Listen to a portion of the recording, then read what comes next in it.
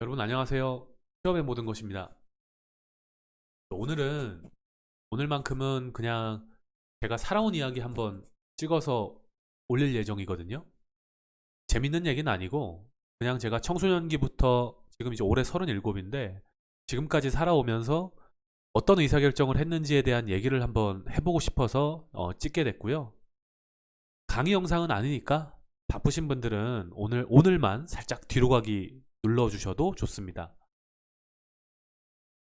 저는 먼저 그 청소년기, 그러니까 유년기, 청소년기를 강원도 시골에서 보냈거든요. 아마 저보다 시골에서 자라신 분들은 없을 텐데 인문계 고등학교가 하나인 동네예요. 그런 동네니까 뭐 말 다 했죠. 그래서 물 좋고 공기 좋은 시골에서 고등학교까지 나왔고요. 그때까지 뭐 별로 아무 생각 없었습니다. 그냥 학교에 가방 메고 학교 왔다 갔다 하고요. 뭐 특별히 공부를 뭐 이렇게 열심히 해야겠다. 그리고 뭐 무슨 대학을 가야겠다. 뭐 꿈이 뭐다. 라고 막 목표를 세우고 뭔가 하진 않았고요. 그냥 가방 메고 학교 왔다 갔다 하는 그런 아이였어요. 고등학교 때까지 제가 중학교 2학년 때인가? 그때 스타크래프트랑 리니지가 나왔거든요. 제 기억으로 리니지도 중2 때? 중1 때였나? 하여튼 그쯤 나온 걸로 기억을 하는데 게임을 워낙에 좋아하는 약간 거의 미친 인간이어가지고 그렇게 게임을 하면서 살았고요. 중고등학교 때는. 그래서 뭐 중학교 2학년 때부터 고3 수능 볼 때까지 리니지에 완전 빠져서 그렇게 좋아했던 아이였습니다. 어느 정도로 좋아했냐면 제가 이제 예전에는 요즘은 뭐 인터넷으로 다 이렇게 검색하면 나오지만 예전에는 이렇게 공략집 같은 게 있었거든요. 그래서 게임 잡지를 사면 거기에 공략집 같은 게 막 스타크래프트나 리니지 같은 게 이렇게 하나씩 들어갔었는데 그 외에 제가 만든 리니지 책을 만들 정도로 그게 이제 우리 동네에 그 조그만 우리 동네에 친구들이 제 책을 복사해서 돌려볼 정도로 심취해 있었던 기억이 납니다. 그래서 그렇게 게임을 좋아했던 그냥 아무 생각 없는 아이였고요. 그러다가 정말 신기한 게 어, 수능 보고 나서 딱 2달 후에 정말 멍청하게 딱 2달 후에 리니지를 그만뒀습니다. 그러니까 누가 시킨 것도 아니고요. 이제 정작 시간이 많이 남고 이제 대학을 갈 때가 됐는데 누가 시킨 것도 아니고 할 수 있는데 정말 거짓말처럼 그때 딱 흥미가 딱 떨어졌어요. 그래서 수능 보고 그 다음 해에 리니지를 접었던 걸로. 그래서 그때 한 200만 원인가 돈 받고 살았던 기억이 나고요. 네, 그때 이후로는 이제 리니지는 하진 않지만 어쨌든 그렇습니다. 그런 경험이 있고 그러고 나서 이제 대학을 갔고요. 대학을 갔는데 이제 그 사이에 이제 제가 고등학교 3학년 때부터 대학 갈 때 사이에 저희 집안에 좀 문제가 있었어요. 경제적인 문제가. 그래가지고 이제 뭐 빚쟁이들이 소위 그 밤에 불침번 쓰면서 그 저희 집 앞을 지키고 있었던 그런 기억이 나거든요. 그래서 그때 당시에 되게 경제적으로 저희 집안이 어려웠는데 뭐 지나고 나니까 별거 아니었고 저는 그때 너무 어려서 그런지 모르겠는데 뭐 돈이야 그냥 벌면 되지 약간 그런 생각을 하면서 지내왔던 기억이 납니다. 그래서 이제 대학을 가게 됐고 대학 가서도 어, 뭐 뭐가 특별히 목표가 있거나 뭔가 꿈이 있거나 이런 삶을 산 건 아니었는데 말씀드린 대로 경제적인 좀 문제가 있었거든요. 그러다 보니까 이제 아르바이트나 무언가를 했어야 되는 상황이었어요. 근데 그 당시에 제가 든 생각이 뭐냐면 내가 지금 매일 아르바이트를 할 수밖에 없는 상황인데 아르바이트를 하게 된다면 거기에 엄청나게 많은 시간을 뺏기고 그러면 내가 공부를 또 못하고 그러면 나중에 그게 악순환이 돼서 학점도 안 좋고 취업도 내가 원하는데 못하겠구나라는 생각이 든 거예요. 왜냐하면 저는 이제 대학교 1학년 때부터 조금 그런 생각을 할 수밖에 없는 상황이었거든요. 그러다 보니까 아르바이트를 많이 하면 안 되겠다라는 생각을 한 거예요. 그래서 가장 그 가성비, 그러니까 시간 투자 대비 돈을 많이 받는 게 뭘까 생각을 하다가 찾아보고 보니까 뭐 여러 가지를 했는데 그중에 제일 좋은 게 이제 노가다. 노가다랑 그 뷔페 같은 데 가면 접시 닦고 이제 나르고 하는 거 있거든요. 하루 하면 돈을 많이 받아요. 그리고 그 뭐 설문조사. 이게 카페 같은 데 들어가면 어디 가서 이렇게 설문조사하는 게 있어요. 그러면 뭐 지나가는 차 막 세고 시간당 뭐 세고 뭐 이렇게 하면 대충 세고도 이렇게 돈 받고 할 수 있는 게 있거든요. 요즘은 있는지 모르겠는데 어쨌든 그런 식으로 그 주말에 노가다나 이런 제가 말씀드린 뷔페 식당이나 이런 데 아르바이트를 해서 주말에 돈을 받고 일하고 그걸로 생활을 하면서 평일에는 이제 공부를 열심히 했어요. 고등학교 때까지 그렇게 생각 없이 살진 않았고 대학 가서는 나름 열심히 공부하면서 주말에는 제가 그런 말씀드린 단가 높은 이제 알바를 했었죠. 그렇게 하면서 이제 하루 이틀 대학 생활을 하고요. 군대 갔다 오고 이렇게 살다가 이제 졸업반이 되잖아요. 그러면 이제 그때 든 생각은 뭐냐면 일단 돈 많이 받는 곳에 가야겠다. 그래서 저 이제 전공은 법학을 했는데 돈 많이 받는 곳이 뭘까 하다가 그때 이제 금융권이었어요. 금융권. 그래서 원래는 금융권에 가려고 했죠. 그래서 졸업 전에 금융권에 많이 이렇게 도전을 했는데 또 이놈의 고질병이 도져가지고 금융권을 도전하다가 갑자기 방향을 틀게 돼요. 4학년 2학기 때. 뭐냐면 내가 그동안 이 법학 그래도 나름 생각을 가지고 법학 열심히 공부를 했는데 학점도 좋고 나름 열심히 했는데 배운 게 아깝다고 해서 4학년 2학기 남들 다 취업해야 되는 타이밍에 저는 갑자기 불현듯 노선을 바꾸고 신림동에 들어갑니다. 그래서 고시 공부를 하고요. 이제 졸업을 하면서 공부를 했는데 보기 좋게 떨어집니다. 그래서 이제 2년간 공부했는데 보기 좋게 떨어지고요. 횟수로는 3년 차가 되는 거죠. 그렇게 했는데 떨어지고 그때가 인생에서 아마 제일 힘들었을 거예요. 왜냐하면 저는 제가 그렇게 열심히 하면 될 줄 알았는데 저보다 똑똑하신 분들이 더 많더라고요. 그래서 그렇게 열심히 했는데 결국 떨어지고 발표가 나온 날 이후로 제 자취방에서 한 3개월간 거의 집 밖으로 나가지 않는 은둔 생활을 하거든요. 그때도 아직도 기억이 나는데 저희 자취방이 그 원룸 4층이었는데 1층에 GS 편의점이 있어요. 그래서 거기 가서 편의점 도시락만 사 먹으면서 왔다 갔다 하고 한솥 도시락 사 먹으면서 왔다 갔다 하고 집 밖을 아예 나가지 않고 한 3, 4개월 그렇게 시간만 축내면서 그거 되게 힘든 시간을 보냈죠. 그땐 진짜 세상이 무너지는 줄 알았거든요. 왜냐하면 졸업하고 나서 이미 한 2년도 지났고 기존에 만들었던 영어 토익 성적도 다 만료됐고 저한테 남는 건 대학 졸업장, 그러니까 졸업한 지 2년 지난 대학 졸업장과 그래도 그나마 좀 괜찮은 학점밖에 없었거든요. 근데 뭐 그게 무슨 소용이 있겠어요.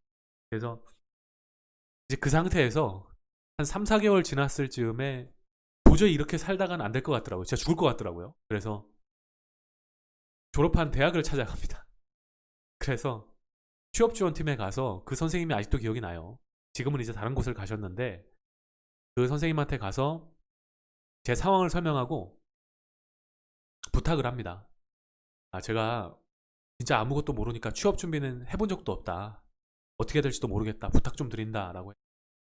그때 이제 스터디 모임 같은 거에 저를 끼워 넣어줘요. 원래 다 정원이 찼었는데 그 스터디 모임에 다 후배들이었거든요. 그러니까 후배들인데 그 이제 남자 여자 후배들이 이렇게 섞인 곳에 저를 끼워 넣어줘서 거기 들어가서 막 모의 면접도 하고 뭐 자소서도 써보고 막 나름 노력을 합니다. 근데 지금 생각하면 어 저도 모르고 걔네도 모르고 그냥 아무도 모르는 다 바보들끼리 모여가지고 뭐 자소서는 이게 잘 썼니 못 썼니 하면서 그런 것들을 했어요. 이게 요즘처럼 뭐 유튜브가 있는 것도 아니었고 이제 뭐 아무것도 없었거든요, 진짜. 그러니까 그냥 저희끼리 모여서 뭐 약간 놀이같이 한 거죠. 그렇게 했는데 그 취업지원팀에서 뭐 밥값 같은 거를 매달 이렇게 지원을 해줬어요. 그때 기억에. 그래서 중국집이나 이런 데 가서 같이 밥도 사 먹고 커피도 먹고 이제 그랬어요, 결국. 그러다가 그해 이제 대기업에 지원을 했는데 나름 자존심은 있어갖고 또 대기업만 지원을 했거든요. 다 떨어지더라고요. 말씀드린 대로 졸업한 지 2년 됐는데 영어 성적도 없어가지고 갑자기 영어 만들었거든요. 이제 저 때는 그 토익 스피킹이라는 게 막 만들어지던 시절이긴 했는데 토익을 주로 봤었어요. 거의 대기업에서. 그래서 토익을 빨리 이제 시험을 봐서 점수를 800대로 만들긴 했는데 근데 뭐 그렇다고 그게 되겠어요, 그게? 저보다 훌륭한 친구들이 얼마나 많은데. 그러니까 이제 대기업 서류에서 다 떨어지죠. 그러다가 이제 저희 고향에 그해 한 3, 4개월 정도 썼는데 다 떨어지고 나서 되게 우울하더라고요. 그래서 뭐 일단 뭐 서류가 돼야 되는데 면접이라도 가서 얘기를 하지. 다 떨어지니까 우울해서 이제 방학 때로 기억을 하는데 고향에 내려갑니다. 부모님을 뵈러. 내려갔는데 부모님 얼굴 뵙고 싶어서 내려갔는데 하루 있으니까 못 있겠더라고요. 왜냐하면 눈치 보이고 왠지 그러니까 나한테 아무 말도 안 했는데 왠지 내가 눈치 보이고 되게 짜증나는 상황이 있잖아요. 아마 경험해 보신 분들이 있을 거예요. 그래서 결국 엄마랑 하여튼 싸운 거 비슷하게 하고 이제 올라옵니다. 네, 다시 올라와서 이제 서울로 올라와서 지하철을 타고 혼자 이렇게 울적한 상태로 지하철을 타고 가고 있는데 전화가 오죠. 그래서 서류 붙었으니까 면접 보러 오라고. 그래서 그때 이제 면접 보고 첫 직장 생활을 하게 되는데요.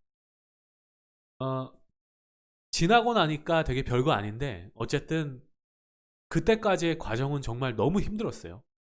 그리고 면접에 이제 첫 면접을 가게 되는데 참 면접 가기 전에 이제 제가 서류를 썼다고 했잖아요. 그때 이제 저는 전공이 법학이었고 고시 공부를 했는데도 불구하고 법무팀은 죽어도 가기 싫더라고요. 그러니까 괜한 자존심이 있어서 법무팀 가서 그러니까 내가 법무팀 갈 거면 내가 고시를 더 공부하지 법무팀은 죽어도 안 가겠다. 그리고 이제 남는 게 제가 갈 수 있는 게 뭐 영업, 기획, 그 다음에 뭐 전략, 근데 전략 이런 거는 거의 티오가 없었고요. 뭐 기획, 인사, 총무. 그러니까 사실상 이게 전부였어요.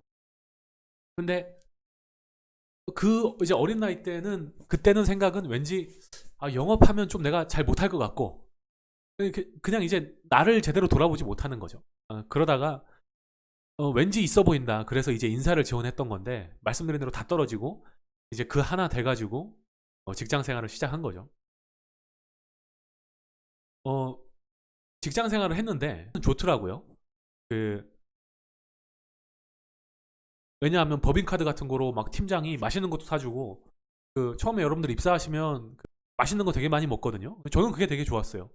되게 이제 순수했죠. 그래서 맛있는 것도 사주고 맨날 야근하면서 뭐 치킨이다 피자다 이런 거 먹으면서 야근하고 새벽에 택시 타고 들어가고 그러면서 근데 그럼에도 그렇게 크게 힘들진 않았어요. 그러니까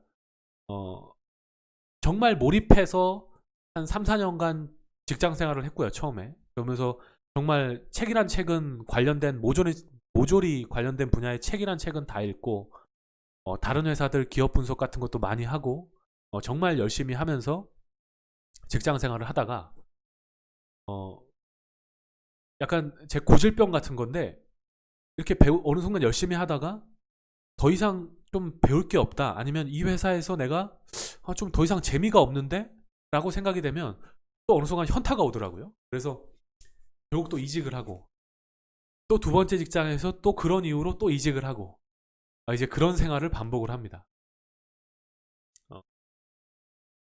한 10년 정도 직장 생활을 했는데 인사 쪽을 해보니까 좋은 점은요. 본 부서의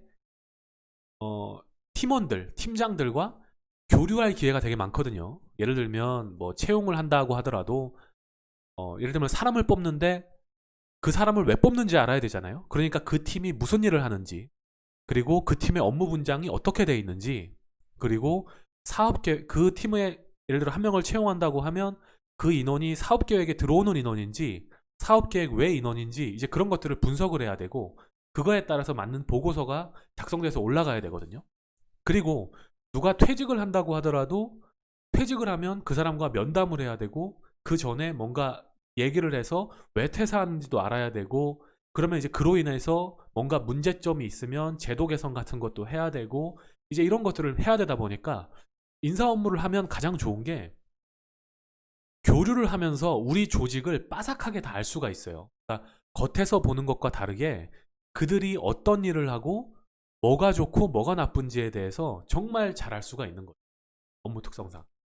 그리고 또 저랑 잘 맞았던 부분은 뭐냐면 이제 기획 업무가 중심이 되는데 내가 어떻게 기획을 하느냐에 따라서 우리 회사의 제도를 바꿀 수가 있어요. 운영을 그러니까 어떻게 보면 회사 대표님만 할 수 있는 건데 그거를 내가 감히 직원 입장에서 보고를 통해서 승인만 받으면 우리 회사 제도를 내 마음대로 운영할 수 있는 그런 운영의 묘가 있는 거죠. 근데 이거는 인사팀이 가지고 있는 굉장히 좋은 장점 중에 하나라고 생각을 해요. 그러다 보니까 저는 그런 걸 되게 하고 싶은 게 그러니까 이런 욕망이랄까? 욕심 같은 게 되게 많거든요. 이렇게도 바꿔보고 싶고 저렇게도 바꿔보고 싶고 그런 걸 좋아하다 보니까 저랑 그런 게 되게 잘 맞았던 거죠. 인사 쪽에. 그래서 굉장히 몰입해서 직장 생활을 했어요. 그러다가 근데 이제 단점은 보면 어 제한된 범위 내에서 할 수밖에 없다라는 거예요. 그러니까 직장인은 누구나 그렇겠지만 그 제도 개선이라든가 뭔가를 바꾸고 싶은 것들은 보수적으로 운영을 할 수밖에 없잖아요. 그러다 보니까 일정 궤도에 오른 상태에서는 사실 흥미가 좀 많이 떨어질 수밖에 없었죠. 왜냐하면 난 이렇게도 바꿔보고 싶고 이렇게도 해보고 싶고 하는데 우리 조직 내부 구조상 그렇게 할 수 없는 부분이라든가 이제 이런 거에 문제에 봉착하게 되면 거기서 오는 한계, 현타, 단점이라고 말씀드릴 수 있고요.